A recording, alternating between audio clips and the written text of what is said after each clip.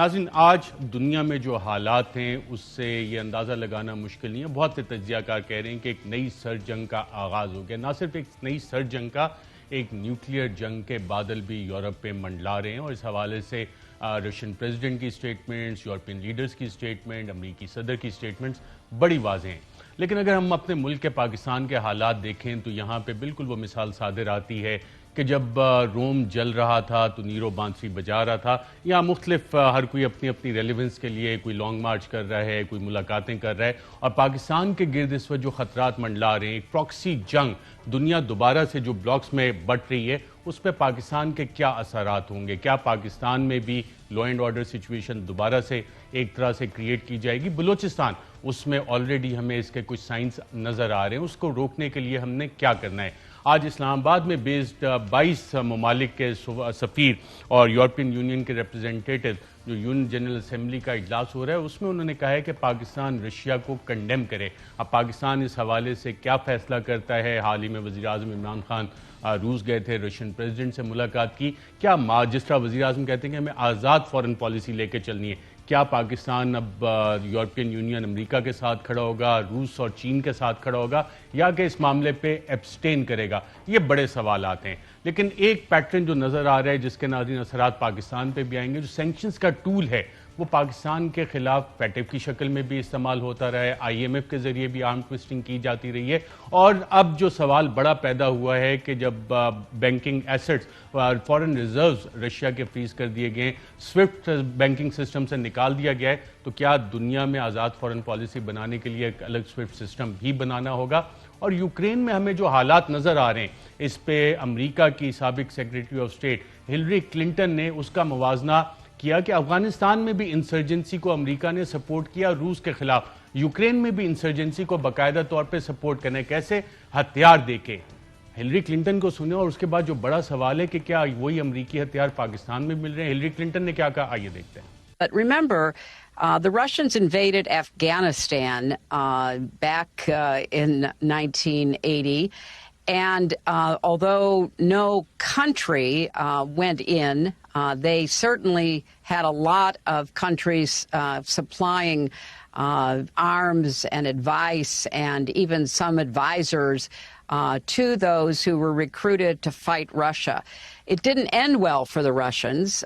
There were other unintended consequences, as we know, but the fact is that a very motivated and then funded and armed insurgency basically drove the Russians out of Afghanistan. Obviously, the similarities are not ones that you should bank on, because the terrain, the development in urban areas, etc., is so different. But I think that is the model that people are now looking toward. And if there can be sufficient armaments that get in, and they should be able to get in along some of the borders between other nations and Ukraine, and keep the Ukrainian, both their military and their citizen volunteer soldiers supplied, that can continue to stymie Russia. Now, let's be clear that Russia has overwhelming military force. But of course they did in Afghanistan as well. They also brought a lot of air power to Syria. It took years to finally defeat Syria in terms of the insurgencies, the democratic forces, as well as others who battled the Russians, the Syrians, and the Iranians. So if you're fighting for your homeland, you're fighting for your family, you're fighting for your ideals, that's far more powerful than sending in these poor young Russian soldiers who didn't even know where they were going until they crossed the border and people were screaming at them and they realized they were in Ukraine. So I think we have to watch this carefully.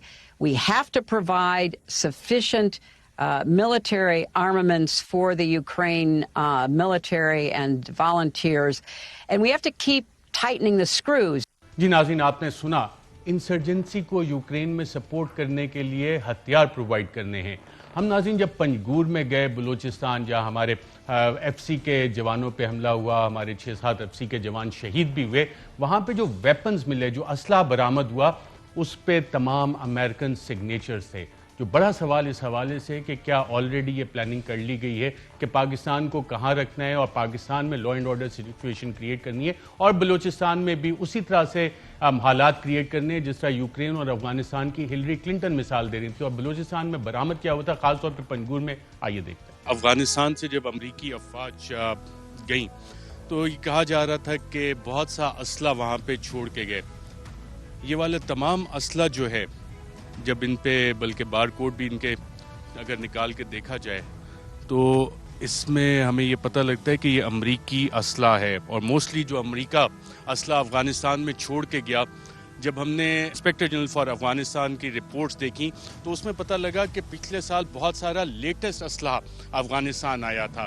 اب سوال یہاں پہ یہ آتا ہے کہ کیا ایک پراکسی جنگ پاکستان میں دھکیلنے کے لیے باقاعدہ طور پہ لیٹسٹ اسلحہ افغانستان میں ڈمپ کیا گیا, اور پھر جس طرح کے ماضی میں ہوتا ہے, پراکسی جنگوں میں ہوتا ہے کہ جناب اسلحہ بیک ٹریک نہ کیا جا سکے, کیونکہ ٹیررزم میں یہ کہا جاتا ہے, دہشت گردی میں, کہ ہر دہشت گرد گروپ کے پیچھے کوئی نہ کوئی اسٹیٹ ایکٹر ہوتا ہے. Behind every non state actor there is always a state actor.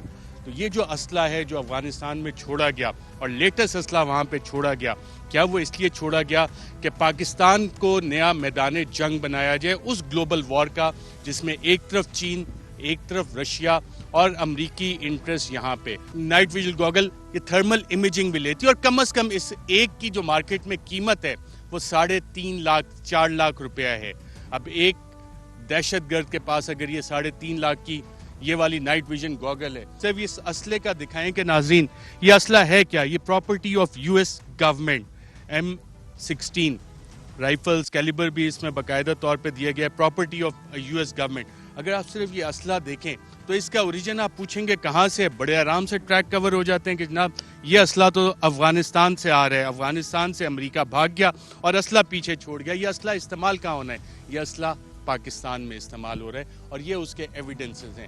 جی ناظرین, جب چیف آف دا آرمی صاحب جنرل قمر جاوید باجوہ نے پنجگور کا دورہ کیا اور اس کے بعد صدر مملکت سے ملاقات کی تو اس میں بھی یہ معاملہ ڈسکس ہوا, اور وہاں پہ یہ تشویش کا اظہار کیا گیا کہ جناب یہ جو ویپنز وہاں سے برآمد ہوئے ہیں اس پہ تو امریکن سگنیچر ہیں, تو کیا ریجنل ممالک سے بلوچستان میں یہ ہتھیار سپلائی کیے جا رہے ہیں. اس بات کا باقاعدہ طور پہ کس طرح سے اظہار president of Pakistan, supreme commander of Pakistan armed forces doctor Arif Alvi نے کن الفاظ میں کیا آرمی چیف سے ملاقات کا, آئیے دیکھتے ہیں. میرے پاس ایک روٹین کے اعتبار سے مجھ سے ملاقات ہوتی رہتی ہے, اور حالات سچویشن کے اعتبار سے میں آگے ہی چاہتا تھا. میں پریشان تھا پچھلے دنوں جو شہادتیں ہوئی ہیں اس حوالے سے, بہت سیریس ایشو تھا میرے ذہن میں, اور آرمی چیف نے پھر مجھے آ کر کچھ وجوہات بھی بتائی. اس کے اندر ایک وجہ انہوں نے یہ بھی بتائی کہ جس انداز سے امریکہ کا انخلا ہوا افغانستان سے, تو اس میں بہت سارا اکوپمنٹ جو ہے وہ لوگوں نے بیچا اور غلط ہاتھوں میں پڑ گیا.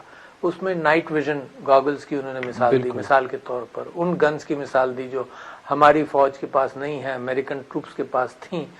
تو جس کرائسس کے اندر اور جس پور مینجمنٹ کے ساتھ وہ نکلے تو ایسی چیزیں دہشت گردوں کے ہاتھوں میں لگ گئیں. تو ہمارے ٹروپس بعض جگہوں پر مثال کے طور پر وہ American type equipment of night vision وغیرہ ان سے وہ ان تک نہیں ہوئے, تو وہاں پر یہ معاملات خراب ہو رہے ہیں. تو یہ ایک یہ ایشو تھا. جی ناظرین, یہ تو وہ بڑے سوالات ہیں کہ اسلحے کی سپلائی جو یوکرین میں ہو رہی ہے اور جو پاکستان میں ہو رہی ہے, سگنیچرز بھی آپ کو ملنا شروع ہو گئے ہیں. تو اب یہ حالات جس اس وقت عالمی جنگ کا ایک ماحول بنا ہوا ہے, سرد جنگ باقاعدہ طور پہ شروع ہو گئی ہے دنیا میں, اس میں اب روس اور باقی دنیا کون کدھر کھڑا ہے اکنامک سینکشنز کے حوالے سے. وہ ویسٹرن کنٹری جو میڈیا فریڈمز کی بات کرتی تھی RT اور سپوٹنک پہ بین لگا رہی ہیں.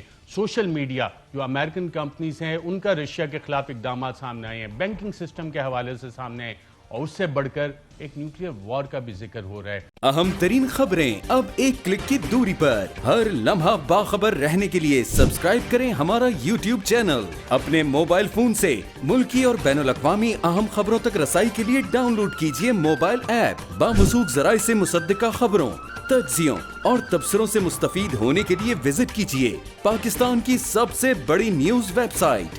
ARY نیوز پہنچا رہا ہے خبریں سب سے پہلے آپ تک, تاکہ آپ رہیں ہر لمحہ باخبر.